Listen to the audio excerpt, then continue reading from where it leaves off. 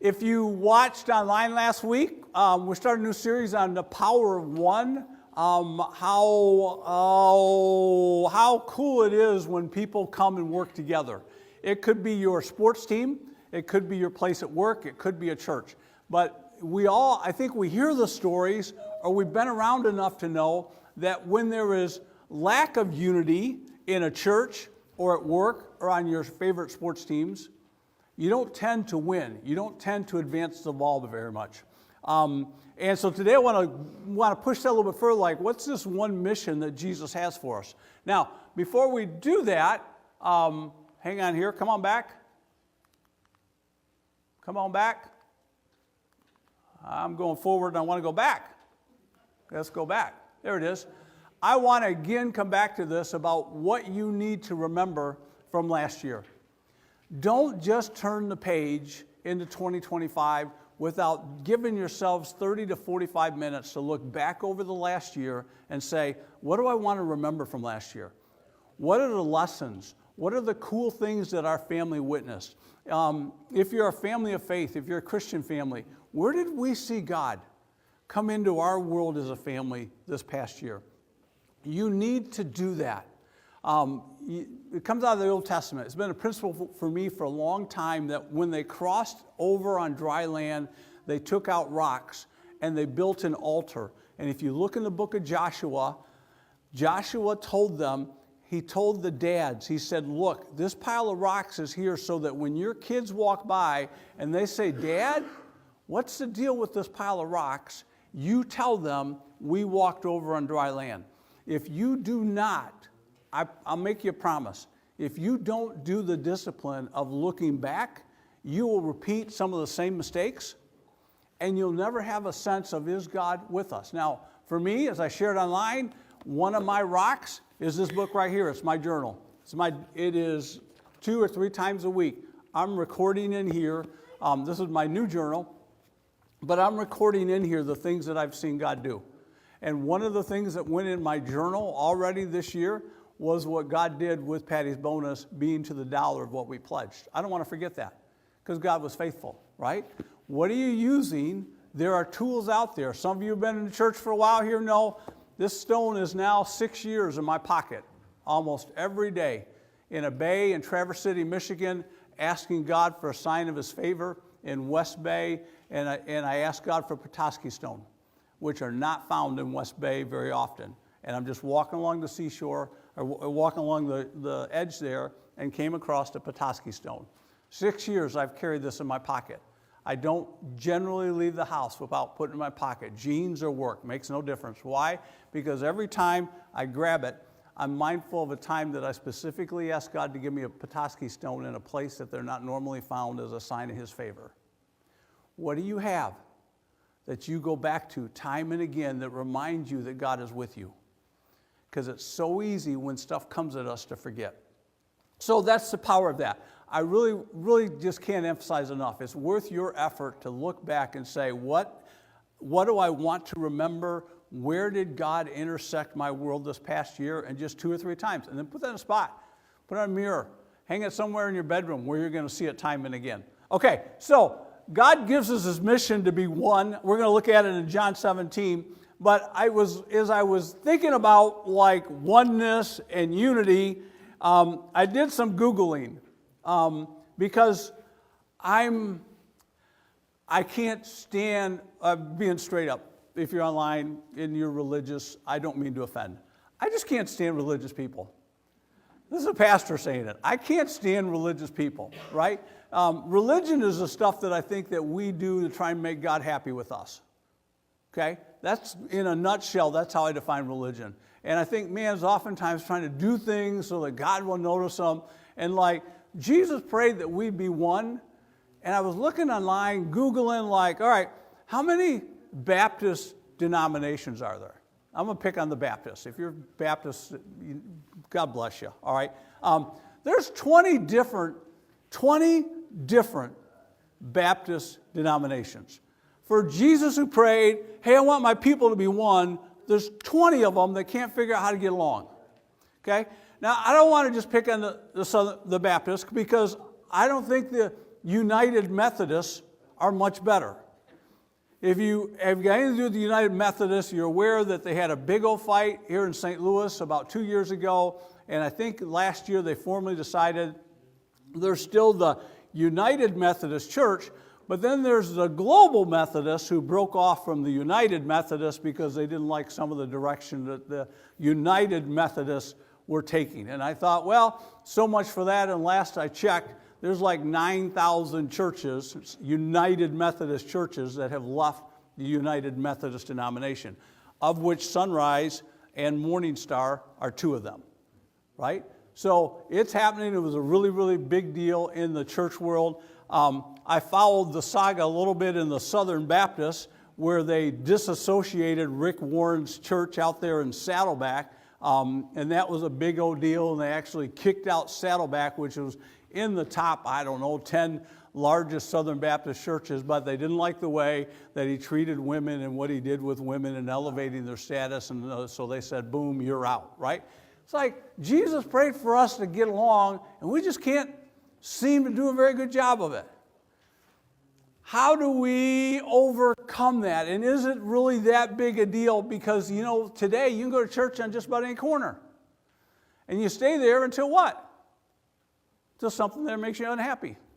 And you say, I'm just going to find another church on another corner. I get it. I'm a pastor. I understand it. Right? It's not a commitment to work through any of your differences. It's like, I just don't like it there. I don't feel it anymore. So, boom. Harvard, about 80 plus years ago, did a study. They had 238 men that they identified at Harvard at the time. I think the study began in 1938. They were going to track these men for, they quit the study after 72 years. They were going to track these men, these specific Harvard students, and what they were looking for was what would make these men successful and happy in life. Okay? Harvard, legit study, looking at men, what would make men happy and feel successful in life. And they looked at a variety of factors, and all they did was just chronicle these guys for 70 plus years, looking at their life. They came out with what their conclusion was of the number one thing that leads to a guy feeling like he's got a happy, successful life. Wasn't money. That wasn't it. It wasn't their job title. Wasn't their status. Wasn't, in some respects, the success of whatever they achieved. The number one thing they found that led to guys feeling fulfilled and happy in life was the number of positive relationships they had in their world. How many friends did they have? Who were their friends? And we've talked before that the average guy doesn't have more than 2 or 3 friends. If you have 2 or 3 friends, you are above average as a male. You just don't have them because it takes some time and effort to develop those relationships, and most of us are really, we're task-oriented. And the relational stuff causes us all sorts of internal bubbling, right? So, but it gives us a task to do, and we can, if we can use our hands, boom. So I thought that was interesting that Harvard said that the thing that made guys feel like they've made it in life is if they have significant relationships that they can identify, that they are one with some other people. This book, if you have your Bible, open it to John 17. John, you got an app, I don't care, use your phone. Couple of observations on what it's like for Jesus when he talked about us to be one. John 17 is the longest prayer recorded by Jesus in the Gospels. There's maybe 20 prayers that we have that he uttered, that he spoke, but this is the longest one. In John 17, there's a part of this prayer where he prays for himself, but the longest part of this chapter has to do with how he prayed for you and I. Jesus was thinking of you and I, which seems weird. Like, I have a hard time conceiving of what my great-grandchildren would be like. I've got a grandchild, but to go the next generation, I don't think about that much. Jesus was thinking that far out. He's thinking of you today. John 17, I'm going to start reading, though, in verse 20. And he says, my prayer is not for them alone. He He's talking about his disciples. He said, I'm praying also for those who will believe in me through their message, that all of them would be one. Highlight that. Underline that. It's tough to do on your phone. I get it. But, you maybe take a pencil there.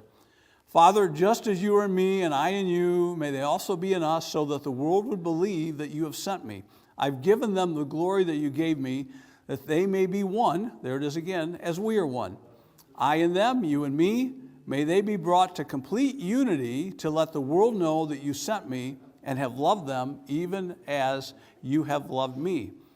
Father, I want those you have given me to be with me where I am and to see my glory and the glory you've given me because you loved me before the creation of the world. Righteous Father, though the world doesn't know you, I know you, and they know that you have sent me. And I have made you known to them and will continue to make you known in order that the love you have for me may be in them and that I myself may be in them. All right. One of the things I thought about with this topic of being unity and our mission being to kind of put Jesus on display by how we get along was this. That I want you to understand this thing, when we live in unity, people will see that God is real. I think the craziest thing is this. And I mean that. This is like, think about this. Another context. You go to a Cardinal game. They're winning. Everybody's excited. We were there when Pujols hit 796 as our family. Place went nuts, absolute craziness. Everybody's jumping down. People next to each other high-fiving. I mean, it's like, right, that environment, if you're a football fan, go to a Mizzou game, go to your favorite college game. Man, people are there. They're like, man, and what's drawing you there? You're rooting for your team. What do you have in common? Your team. Okay? This morning, what do you got in common? What do you got in common? Why are you here? You got Jesus. You might have Jesus. Depends on how much you want to hang on to that idea that Jesus is real and that he's for you and that we get to worship him and we actually talk to him. Because otherwise, I got nothing in common with these guys. I don't. I don't go to school with them. I don't talk to them. They're not on my cell phone. Cooper's in my cell phone. Okay? I got Coop down, right? But I don't think I got Nelson, right? I don't think you're in my cell phone, right? I mean, I'm looking out here going, some of you, like I talk to, some of you, like you come, like, why are we here? What is it that we're sharing? What are you rooting for? What are you getting all hyped about? If you're hyped, right? Some of you checking your pulse. I get it. One of the things that Jesus said was when we come together under the banner of, we sang that song, right? I love that song, by the way. His banner over us. You know what a banner is? Any of you college football people? Your college football team, do they flow out of the tunnel under a banner? Do they go up and high five and try and touch the banner? If you can get that picture in your mind, that's the imagery that's behind that song. That his banner over us is love. That thing that we march under, his umbrella. The umbrella of Jesus being king. And we're high-fiving it as we go out into the world. His banner over us. We're under him. You notice that the team, they don't run outside the banner. I've never seen athletes run outside the banner. They make that thing wide, I get it, but you don't see people scutting around the outside. They're all running under the banner. Jesus' banner for us, the name of Christ, when we live as one, Jesus said, the world's going to take notice because there's nothing else like it. Because you go to a Cardinal game, and then you go home, and anybody call up the people that you were like in your section with after the Cardinal game? Hey, wasn't that a great game? Did you do that? No, you don't do that, do you? Go to the Mizzou game. Hey, I saw you in the section across from me. Yeah, wasn't that cool? when you did that run. No, you don't do that, do you? You don't have anything in common with those people except for that moment in time, a couple hours, and then you go on your way. And we come together every week. And the thing that we share in common is a love for Christ and wanting him to use us. And when we work together, when we are unified, the world will take notice because it just doesn't make sense. You go where on Sunday morning? You do what with your time? You gave money, why? You gave money to help people, but see how crazy it is? Jesus said, I want them to be one. Because when they're one, people are going to take notice. One of the things I noticed in this book, though, is it's just not natural for us to get along. We don't like each other. Be serious. You don't like, just look around the room. There's Sean Simmons back there. Sean rarely will take my phone calls. I mean, I probably try and call him once a week. And I got to call him back the next week to say, why didn't you take my call last week?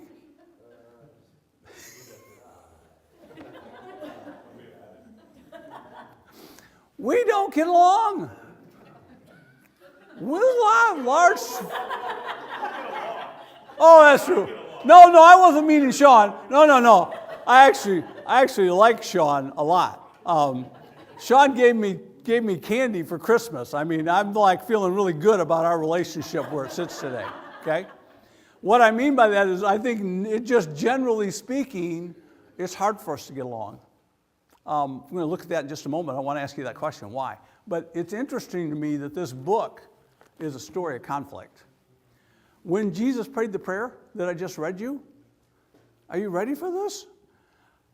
He prays this prayer that they would be one, and then we read in Luke that they went out and the disciples started fighting amongst each other about who was the greatest. He just prayed that they would get along and give them a half hour later and they start squabbling over who was the coolest. We struggle with that. Why? Like on the screen, I think it's really our pride that divides us. We are, at our core, egotistical people. It's about us, and that's what makes marriage so hard. Absolutely makes marriage hard, because in marriage, I still want it to be about me. I still do.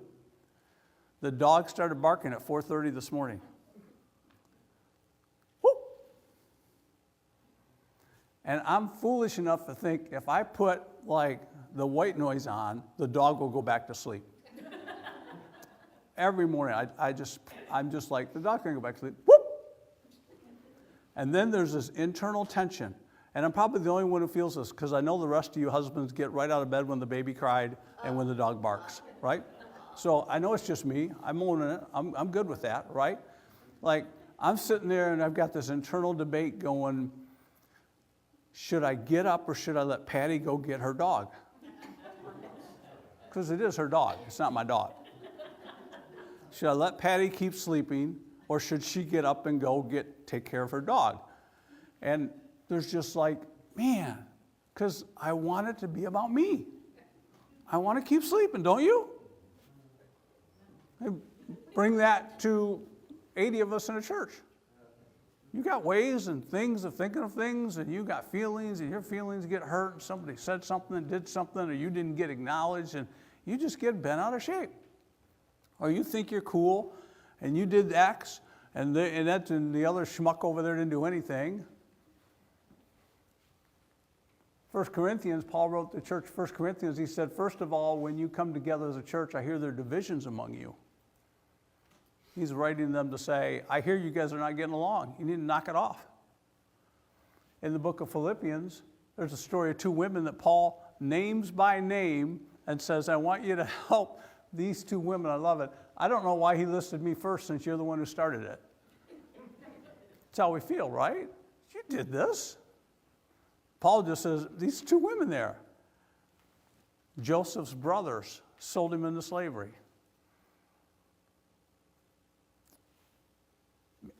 So, I've looked this week in just Paul and Galatians. I hear you're fighting.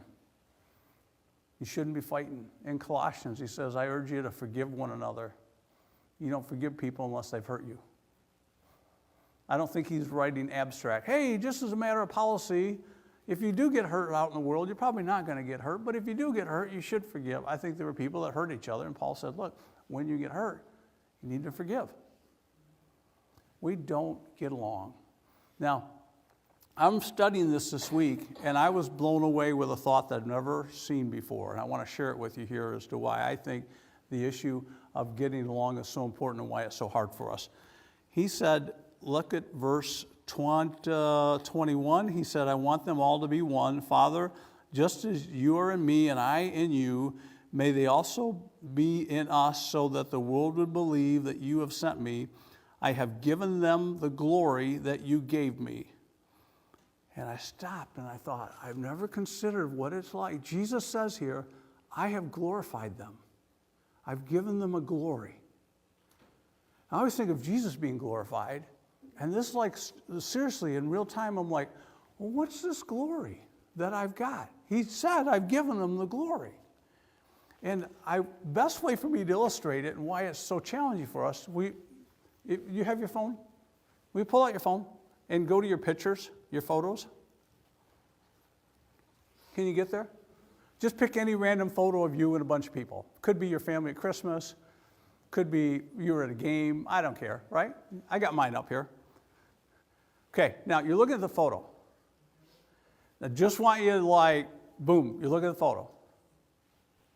Don't need a show of hands. Sort of curious social test. When you look at the photo, how many of you, your eyes went to you first?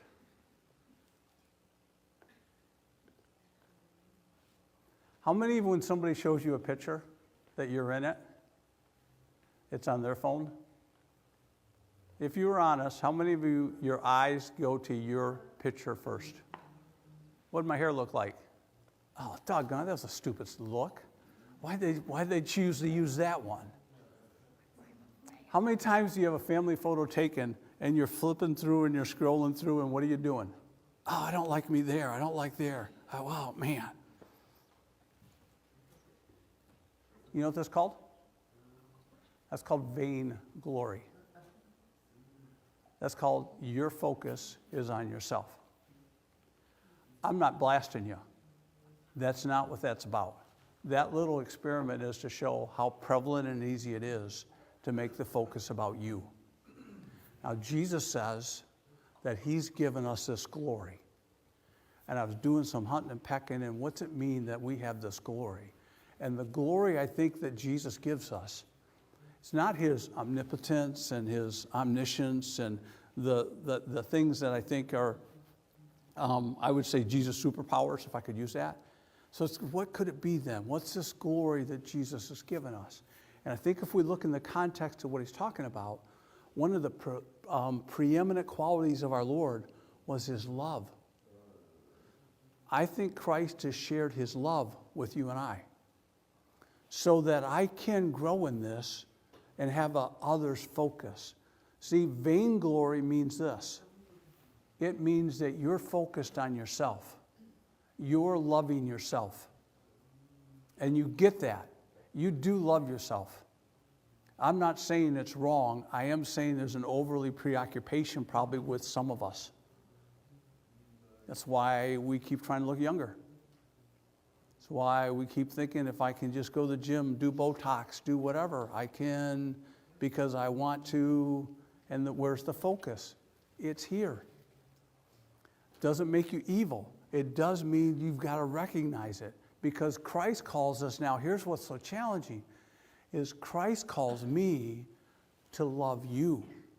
Christ calls me to make a focus about you. Paul said in Philippians 2, don't have this mind, have a mindset that's really looking at others, considering others better than yourself. But that is so difficult to do because your eyes want to go to you first. And Jesus says, if you want to follow me, take up your cross, and those of you who grew up in church, what's the next phrase? Deny yourself. I want to stay in bed when the dog barks. The covers are warm. It's not my dog. I don't want to care about you so much. That sounds so crass, but isn't that the truth? I got my own life full. I got my own hands full. I don't want to serve because you don't know how busy I am. I'm a pretty busy person. I don't have time for you. I don't have time to look after you. I don't have time to make a phone call. And Jesus, in his prayer for us to be one, says, I want you to set aside your vainglory and take up the glory that I've given you, which is that in humility you would consider others better than yourself.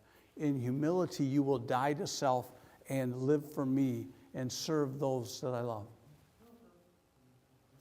Jeez. Man, I just want you to grasp a little bit. That's not religious.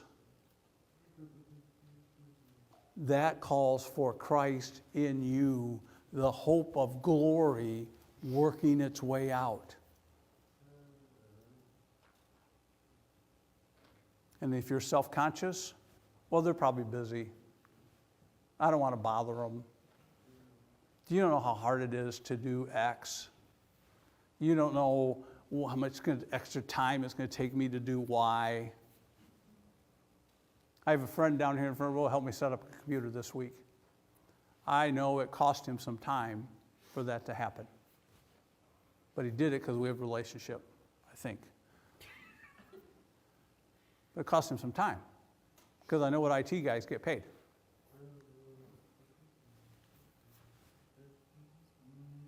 Making phone calls, checking on people, sending notes to people, serving in a ministry, caring for people. It takes time, and it will drain you of yourself, and it'll be very hard for you to do. And that's why naturally you can't do it. You can do it maybe for a little bit, but then you'll quit because it goes against everything inside you that looks at your picture first. And Jesus calls us to this sort of self-denial, this sort of dying to self, that Christ might be glorified in us. So, students, you got 5 or 6 months left to the end of the school year. What would it look like for you to die to self and let Jesus live in you and serve other students? What would that look like? What's it going to look like, moms and dads? What if you haven't been involved in a ministry to date? What's held you back? Has it been your time or lack of time? Or the reasoning behind that? Jesus wants us to make his glory known by our love for one another, our compassion for one another, our service to him in serving one another. Okay, the second observation then is that I think being one doesn't mean we're all the same. I want to say that. We're all gifted differently. Did your football team win yesterday, this week? I don't know. Did you quit caring because your team's out? I don't know. That's possible, right? One of the things about football, because I never played, but being an official, I talked to other officials. I've just always been intrigued with the thought that everybody wears the same uniform. I noticed, any basketball fans here this week? The guy for the Pelicans played in North Carolina, got suspended this week. Zion Williams, right? Got suspended this week, if you're a basketball person. I caught the headline. I'm like, well, that's interesting. Why did the team suspend him? You know why the team suspended him? Read the article. He missed the team flight. He didn't get to where he needed to be when the team was flying, and so they suspended him. Okay? It's easy to wear the uniform sometimes, and we all think, oh, well, we're all like in this homogeneous, like lovey-dovey team, but the reality is we're all different within that team. Jesus calls us to wear the same uniform, but he doesn't call us to play all the same position. You're wired differently than I am. You're wired differently than the other people in this room. That's a good thing. That's cool. We're not all supposed to be alike. We're not all supposed to like the same things. It's okay that I may have an interest in teaching, and you might have an interest in shoveling the sidewalk. That's awesome, because both things need to happen, right?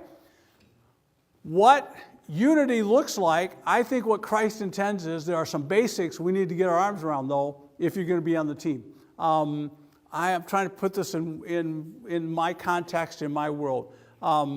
If I'm going to play on a team, I need to show up for practice.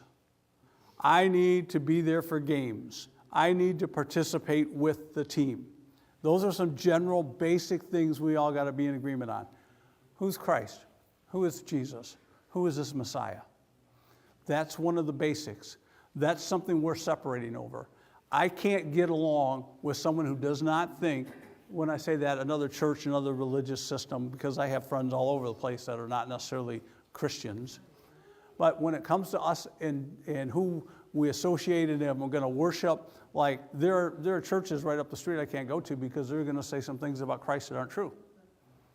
How do I get to heaven? We get to heaven because Jesus died for our sins and he rose again. That's called Easter, and the Bible says he's coming back. And then everyone has that hope, not like, oh, I hope so, but that hope like you came and sat in a chair. You didn't look at it. You sat down. All your weight's on the chair. Chair falls. You fall. You're sitting there. All my weight's on Jesus. I trust that Easter's true. He rose from the dead. Man, that's sort of wild, isn't it? Dead guys don't come back. Yeah, except this one did. And all of history is a hinge point. BC AD. I mean, I won't get into all of it, but there's a lot of stuff that comes out of the person of Christ. That's essential. We had a woman come to the church years ago. She came from another sect, another denomination. She kept coming to our women's Bible studies, and then she was leaving her materials on our table out there. And finally got to a spot where the elders talked about it, and we said, look, we just need to say, we want you to come, but we don't need your materials. So I'm calling her on the phone. I'll never forget this conversation. And she's like, well, Mike, Pastor Mike, we agree on so much. And she tells me these 2 or 3 things we agree on. And I said, let me just stop right here. I said, a person comes to both of us and says, how do I get to heaven? They're being genuine. If heaven's real, how do I get there? And they ask me that question and they ask you that question. Are we going to say the same thing? And there was a pause. And she said, no, we're not. And I said, that's the problem. See, Christ said that everything hinges on him. He and the Father are one. Believers, those who follow Jesus, will die to self and live for Christ. And it's a growing process. We're not all there on day one, but man, that's what my goal is. I want to get better at that, at following Jesus. Who's man? Are we all eventually good people? Is everybody going to get to heaven? Interesting question. Is everybody going to get to heaven? What do you think? Because there are people out there who think that we're all eventually going to get to heaven. That we're all basically good people, just some of us are better than others. I'm living out here going, God, you never had a 2-year-old. How do you even say that, you know what I'm saying? Right? Anybody who's had a toddler knows we're evil people. And then some of us just grow up and we keep being evil, right? But some people out there are like, well, God eventually gets us all there. What do you think about that? There are some basics that we all got to agree to. And then there are some things that I think that you know what? Anybody here really like hymns? You can say beyond. Yeah, the guy back there. Patty loves hymns. Patty loves hymns. I don't care for them. They don't do anything for me. Doesn't make it a right or wrong. There are things so that there are churches that may organize and say, hey, you know what? I want to teach from the King James version of the Bible and we're going to sing hymns. Go for it. Seriously. If that reaches people, do it. There's some people that make every minutia issue boom, you got to believe this, got to believe that. And I'm like, some of that stuff really doesn't matter. That's why I'm friends with Andrew at Darden Press. We won't worship the same. He's a good guy. He loves the Lord. He's trying to lead a church down there for people who love Jesus. Christ said that being one doesn't mean that we're all the same. Not in our church, not in the church kingdom. But our oneness is evidence of the reality of our faith. When we get along, Jesus says that people are going to see. And I can't emphasize that enough. That Christ made that point 3 or 4 times in this passage, that it's our working together that lets people know that he's real. that we have something to share with people because we do get along, because we are working to love one another, because why would we make lasagnas for people we don't know? Seriously. Why would you do that? Why invite people to church? Just a long, boring sermon. Why would you do that? Why would you go out of your way to help people in the kids' room? I mean, you don't have enough difficulty, you don't have enough headache? Why would you come early? Practice this. Because when we work together, we trust that God uses that and lets people know that He's real. That Jesus is who He said He was. That He loves us the way that He said that He loves us. So then the third thing becomes that this oneness, we need to protect it. And if I can leave you with a thought, it's this, that Jesus has given us, God has given us this unity, but Paul tells the church in Ephesians that we need to guard it. You know what it's like. Your phone. Just as simple as this.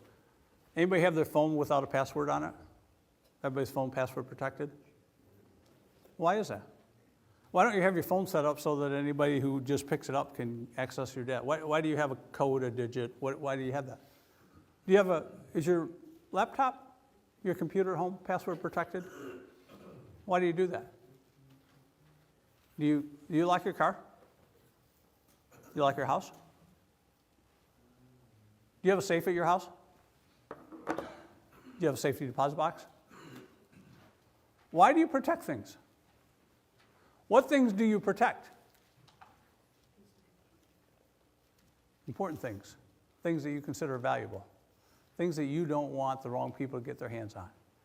So Jesus says to the church, I need you, the power in Ephesians there that Paul says is, I need you to be like on constant guard, on the lookout, that you would protect this unity, that it would be passionate within you, that you care about how the family is getting along. Do you have people in your family who don't care if they're happy or not? Because I do. Well, I won't share a story. I may or may not have said to one of my kids at their birthday dinner, I'm sorry you're crying. No. What did I say? What did she say? I'm sorry you decided to cry. I'm sorry you decided to cry on your birthday. Man, I'm an idiot. I just am. But it goes to show you some of how hard it is to care. It's my own family. It's hard to care. Hard to give yourself. And Jesus says, I want you to think that way about the body.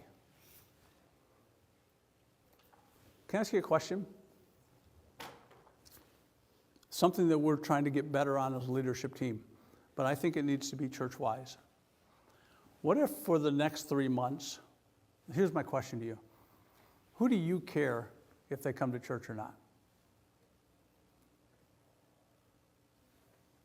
Who do you care if they come to church or not? Who do you care how their walk with God is doing? Who do you think about and seriously think about, man, how can I encourage them in their walk with God? And most of us will do it with our kids, maybe in our family. Is there anybody outside your immediate family you care how their walk with God's doing? And if I were to say, why don't you care? Does that make you a bad person? No. All it does is try and illustrate the point I've been trying to make this morning. That Jesus wants us to care. He wants us to be one with one another. But I can't be one with you if I don't think about you, if I don't care about what's going on in your world. What if between now and Easter, those 100 days, you made a focal point that there was one other family, one other person you were going to pursue, and just for 100 days, I'm going to check in on them and I'm going to think about them. Could you do it for one? Would you do it for one? because it will cost you your time and your energy, and you'll be praying for them, and you'll be thinking about them, and you could be doing that with other stuff. See, I think there's two ways that we can protect this unity. One is to be a grower. Can we be a grower? Can you be a person that is committed that you are going to grow in the grace and knowledge of Jesus, as 2 Peter there says? Do you want to grow in your faith? Do you want to be a deeper person? Or are you content with being this year like you were last year, like you were 2 years ago? You won't grow by accident. And it's a pain to grow. It is. Because I had to get out of bed at 5 to go let the dog out.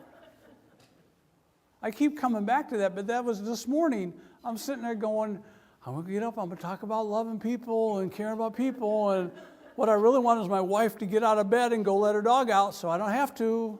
That's what I really want. It is so stinking pragmatic. It'll hit you before the day's over. Will you go out of your way for someone else? Will you deny yourself? You won't grow by accident, and growing is painful. It just costs us. Costs us energy, time, costs us oh, doggone it. Second thing, in addition to being a grower, this is a good verse for us to keep in mind. We who are strong ought to bear with the failings of the weak and not please ourselves. You want to test to how far you've come in your maturity with Jesus? What's it take to bug you in other people? Because strong people, I mean this, people who are growing in their faith and who are strong in their faith, are like when somebody does something stupid, it's like I can just say, that's just stupid. But it doesn't have to knock me off like my guardrails. Because we're all on a journey. I got a 1.5-year grandson. He still eats with his hands. He's getting better with using utensils. I don't sit there and go, dude, when are you going to stop eating with your hands? Like, it doesn't bother me. Like, I don't feel like I got to eat with my hands because James eats with his hands. Like, what is wrong with us when we come to church and like, you know what they did? Do you know what they said? Like, well, they just need to grow up. Can't we just say that? They just need to get better. They just need to grow. Those of you who are strong are to bear with the failings of the weaker so that it might allow them to grow. And the great acid test of where you are on that continuum is what it takes to sort of knock you out of sorts when somebody else says or does something. You know, I grew up playing marbles. Did anybody else play marbles? No, it's about like Mayberry. I totally understand it, okay? But I did grow up playing marbles, and I remember to this day playing marbles. Marbles is, you would collect these things, and they had cat's eyes, and they had the clear ones, and boulders were a little bit bigger than, say, regular marbles. And the idea with marbles is, as I best recall it, is somebody would put their marble out there, and then the idea was that then I would try and take my marble and hit their marble. And if I could hit their marble, then I get it. And if they hit my marble, then they get my marble. And the goal is not to give away marbles. And then if you had steelies, really cool ones that were like a little bit bigger and they were made of steel, like think of like what do they call those? Ball bearings now, basically, right? But the same idea. Steelies were really cool, okay? I feel like what's happened in the normal church today is we're a lot like marbles. We're shiny, but really marbles just playing off one another. We bounce off one another. We hurt each other. You don't want to be hit with a marble, right? I rarely remember throwing my marble at people, but I'm sure that it was, I can't say never, right? Because they're like, you cheater! Boom! You just wing them, right? I think what Jesus calls us to be, though, is more like grapes. Now, grapes are round. Here, will you just share those with people? If you like some grapes. Grapes are round. Will you just share those? Yep. But they don't clang. They don't roll very well, but they're nutritious. If you like a grape, man, take a cluster of grapes. And one of the things I really appreciate about grapes that's different than marbles is, did you break it? Maybe. We who are strong should bear with the feelings of the weak. Okay, I got it. All right. Guy can't even pass out grapes. The thing about grapes that I think should illustrate more of the church, and you get this, would be when you squeeze grapes together, they blend together. They come together. They mush together. They don't clang. Now, that's not very pretty, not as attractive as marbles, okay? This isn't going to roll. You'd say, man, it's kind of done. What else is it good for? You can still eat it. Still has nutritional value. And I wonder if in the church, what Jesus wants for the next 100 days is you think of yourself more like a grape than a marble. Because God doesn't really care how shiny you are, how cool you are, what you look like with your hair, did I smile the right way? What he wants to know is, will you blend and mush with my people? Will you be someone that can be counted on to give life to others? Got to pick the right people to pass out grapes. In many respects, when we share communion, which is what we're going to do, team's going to come up, it's a reminder of Jesus who gave himself for us.